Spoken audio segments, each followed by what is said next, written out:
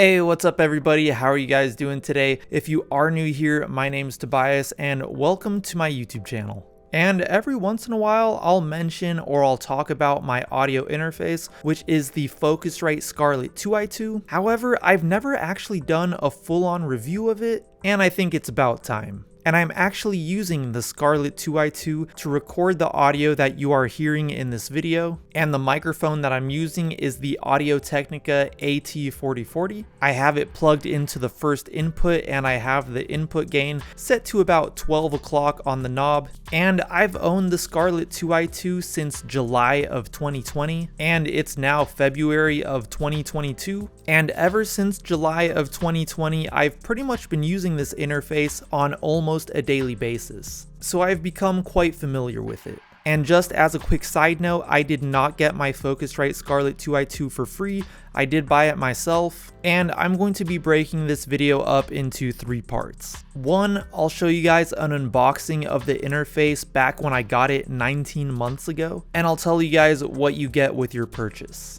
2, I'll go over the features of the interface and give you guys some demonstrations. 3, I'll tell you guys how my experience has been with the Focusrite Scarlett 2i2, and I'll give you my final review. And if you do like this video at any point, or if it helps you out, I would really appreciate it if you went down there and gave this video a like. That would help me out so much. If you would like to see more videos by me in the future, make sure to go down there and hit that subscribe button and also that bell notifications button. And let's go ahead and get started. So first of all, the Focusrite Scarlett 2i2 goes for $169.99, and I'll go ahead and put the link to this Amazon page down in the description below in case you would like to check that out for yourself. And as I open up the box here, you'll notice that the box doesn't come with a whole lot of stuff inside. You get the actual interface itself, a USB-C to USB-A cable, and a safety instructions pamphlet. The build quality of the Scarlett 2i2 is pretty nice. It's metal all around except for the front and the back, which are made out of plastic. The build quality of the knobs and buttons seems pretty good as well. And after using this interface for over a year and a half, the buttons and knobs still feel like they're brand new. There are 2 inputs on this interface, which can take either a XLR cable or a 1/4-inch cable. And there are 2 line outputs on the back of the interface, 1 left and 1 right, which I have my 1/4-inch balanced TRS cables plugged into, going to my studio monitors. There is a button on the front of the interface which you can press to turn on the 48-volt phantom power, and it supplies phantom power to both inputs. On the right, there is a big knob which controls the volume of your output, and to the right of that, there is a smaller knob which controls the volume of the 1/4-inch headphone jack below. There's also a direct monitor button which allows 0 latency monitoring in either mono or stereo. The mono setting allows you to monitor the audio of either one or both inputs in your headphones, and the stereo setting will separate the inputs into different sides of your headphones.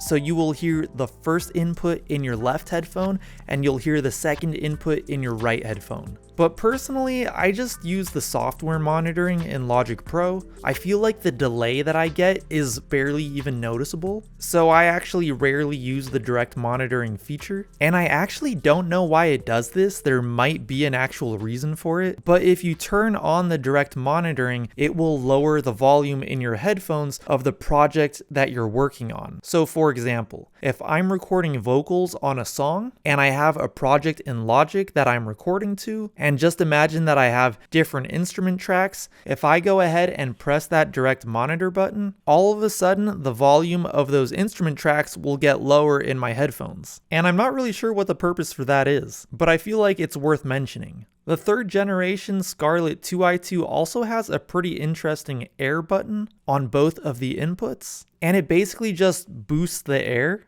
aka boosts the higher frequencies to kind of give a crisper sound to the audio. I honestly don't use this feature very often either. If I ever want to boost the air, I'll usually just do it in post. But I still think it's pretty cool that the 2i2 comes with that feature. And let me just go ahead and demonstrate it for you guys. So right now the air button is not pushed. This is just the regular audio, and I'll go ahead and push it right now. And this is how it sounds when you push the air button. You might notice that the higher frequencies are boosted a little bit, and I'll go ahead and turn it off right now.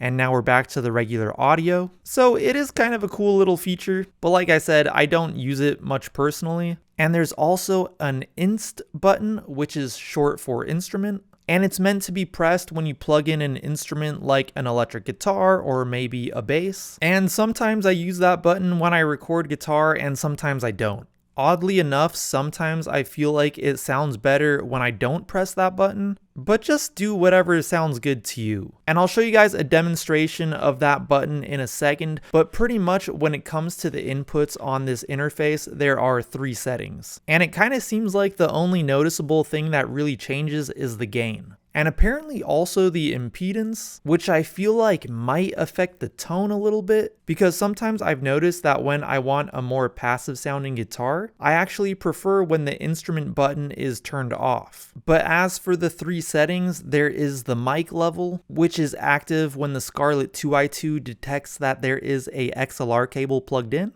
Then there is the line level, which is automatically activated when the Scarlett 2i2 detects that there is a 1/4 inch cable plugged into it. Then there is the instrument level, which is activated when you press the instrument button. So let me just show you guys a demonstration of this real quick. So just to give you guys an idea of what I was talking about, I have my guitar plugged into the second input on the Focusrite Scarlett 2i2, and the instrument button is not pushed, it's off. And what I'm going to do is I'm going to strum a chord, then I'm going to turn on the instrument button, and you'll see how the gain will change. So here we go, guys. I'm gonna give my guitar a strum, and I'm gonna hit the instrument button.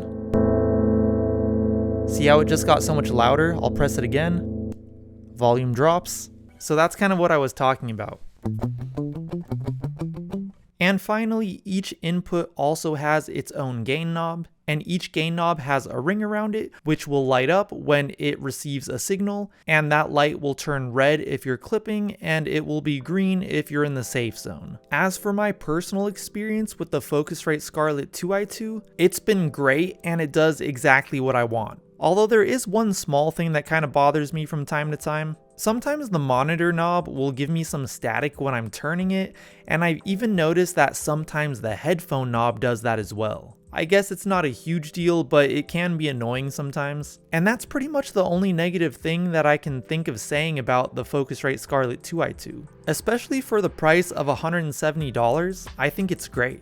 And just a couple things that I haven't mentioned yet about the Scarlett 2i2. When you get the Scarlett 2i2, you can go to their website, create an account, register your device. And from the website, you can download the driver, the user manual, and there's also some additional stuff that you can download if you want. For example, there's some free audio sample packs that you can download. And if you are unsure of whether the Focusrite Scarlett 2i2 will be compatible with your operating system, I'll go ahead and link their operating system compatibility checker down in the description below. So you can go to that link and you can see if your operating system is compatible with the Scarlett 2i2. And in the end, guys, I've had this interface for over 1.5 years. It's totally something that I would recommend, and it's no surprise to me why this interface is so popular. Once again, I will go ahead and put the Amazon link to the Focusrite Scarlett 2i2 down in the description below in case you would like to check that out for yourself. And if you did like this video, or if it helped you out, I would really appreciate it if you went down there and gave this video a like. That would help me out so much. If you would like to see more videos by me in the future, make sure to go down there and hit that subscribe button, and also hit that bell notifications button. If you'd like to follow me on Instagram, I'll go ahead and put my handle right here. It's @YT_Tobias, and I'll talk to you guys in my next video. Peace.